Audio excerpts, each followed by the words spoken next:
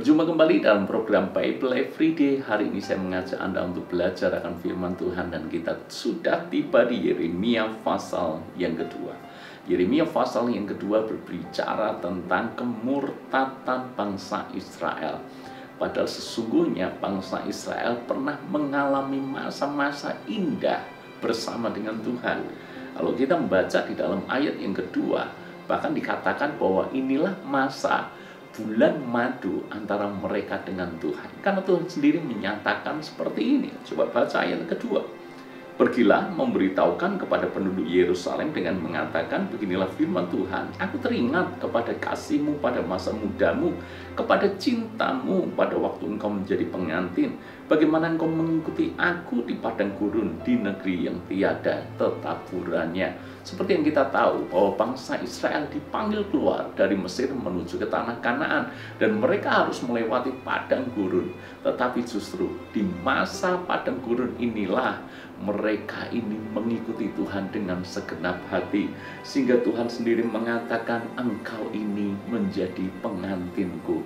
Tuhan sangat mengasihi umatnya, dan umatnya pun sangat mengasihi Tuhan.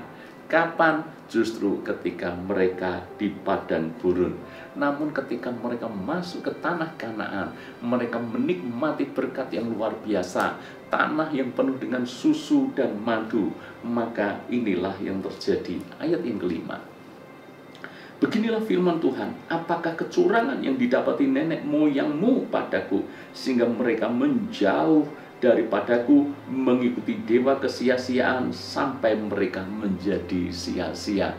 Justru di tanah Kanaan, ketika mereka diberkati luar biasa oleh Tuhan, justru itulah mereka berselingkuh, mereka berpaling dari Tuhan, mereka tidak lagi setia kepada Tuhan, bahkan mengikuti dewa kesia-siaan sampai mereka menjadi sia-sia. Bukankah ini fakta yang cukup menyedihkan? Mereka mengawali dengan sangat baik, tetapi di tengah jalan mereka berubah setia kepada Tuhan, bahkan berpaling dan meninggalkan Tuhan. Mungkin kita bertanya-tanya, kenapa mereka bisa meninggalkan Tuhan? Apa penyebabnya? Paling tidak di pasal kedua ini saya temukan beberapa hal. Yang pertama, kita baca ayat yang ke-6. Dan mereka tidak lagi bertanya, di manakah Tuhan yang menuntun kita keluar dari tanah Mesir, yang memimpin kita di padang gurun, di tanah yang tandus dan yang lekak-lekuk, di tanah yang sangat kering dan gelap, di tanah yang tidak dilintasi orang dan yang tidak didiami manusia. Hal yang pertama, mereka melupakan kebaikan kasih Tuhan ketika mereka berada di padang gurun. Dulunya mereka sedikit-sedikit bertanya kepada Tuhan. Kenapa mereka bertanya kepada Tuhan? Tentu saja di padang gurun mereka tidak bisa buat apa-apa. Hidup mereka bergantung sepenuhnya kepada Tuhan. Namun begitu mereka masuk ke tanah Kanaan, mereka menikmati banyak berkat, mereka dengan mudah melupakan Tuhan. Mereka tidak lagi bertanya kepada Tuhan. Mereka tidak lagi mengingat Tuhan yang telah menuntun mereka keluar dari Mesir, yang membawa mereka dan memimpin mereka di padang gurun. Mereka mengabaikan semuanya itu. Demikian pula halnya dengan kita, saudaraku.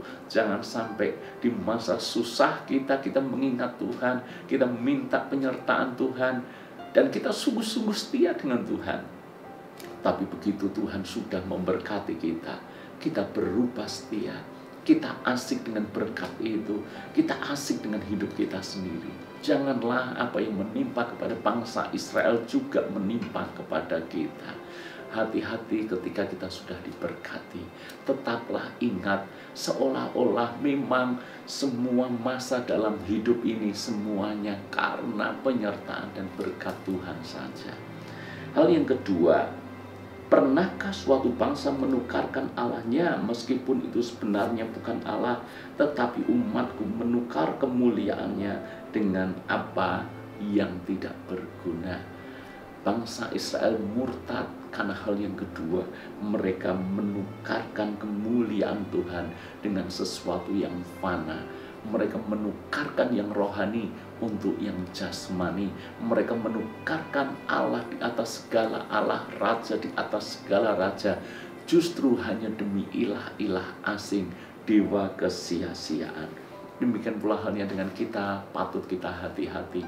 Jangan sampai kita menukarkan perkara-perkara rohani untuk mendapatkan perkara-perkara jasmani. Jangan sampai kita menukarkan kemuliaan kekal untuk sesuatu yang sifatnya sementara dan fana di dunia ini. Justru harusnya fokus kita kepada sesuatu yang bernilai kekal, bukan sesuatu yang ditawarkan oleh dunia ini. Ingat, dunia dengan segala keinginannya bisa memikat hati kita. Berapa banyak orang yang dulunya begitu cinta Tuhan, tapi begitu mereka terikat dengan kesenangan dunia, mereka perlahan-lahan mulai luntur cintanya kepada Tuhan. Maka ayat-ayat ini menjadi pengingat buat kita semuanya. Sekali cinta Yesus, pastikan selamanya cinta Yesus. Jangan luntur cinta kita kepada Tuhan. Ayat yang ke-31, ini adalah bagian ketiga. Kenapa mereka murtad di hadapan Tuhan? Ayat ke-31 dikatakan, keturunan apakah kamu ini? Perhatikanlah firman Tuhan. Sudahkah aku menjadi padang gurun bagi Israel atau tanah yang gelap gulita? Maka mengapa umatku berkata, kami sudah bebas, kami tidak mau lagi datang kepadamu. Hal yang ketiga, mereka ingin bebas. Mereka tidak mau terikat dengan aturan-aturan untuk menyembah Tuhan Allah Israel. Mereka mau menjalani hidup yang semau-maunya, apa yang mereka inginkan semuanya dalam hatinya. Saya tahu setiap orang berpikir bahwa kalau bebas itu menyenangkan. Melakukan apa semau-maunya yang kita inginkan itu menyenangkan. Tapi jangan lupa, justru karena kita mau bebas, sesungguhnya kita justru terikat. Ketika kita mau semau-maunya, justru itu akan menjadi masalah bagi kita. Saya berikan beberapa contoh. Inginnya bebas ketika berkendara di jalan raya. Inginnya tidak ada rambu-rambu lalu lintas. Inginnya tidak ada traffic light yang mengatur kapan ini jalan, kapan yang lain berhenti, kapan yang lain jalan, dan kita harus berhenti. Inginnya sebebas-bebasnya, maka tidak perlu ada rambu lalu lintas, tidak ada perlu traffic light. Tapi Anda pikirkan, seandainya tidak ada aturan itu dan kita boleh sebebas-bebasnya dalam berkendara di jalan raya, apakah itu membuat kita bebas? Justru kemacetan terjadi di mana-mana. Sama persis dengan bangsa Israel, begitu mereka mau bebas dari setiap perintah Tuhan, semau-maunya apa yang mereka inginkan, justru itulah yang membuat mereka terikat. Dan mereka harus mengalami penderitaan dan hukuman karena keinginan bebas mereka itu.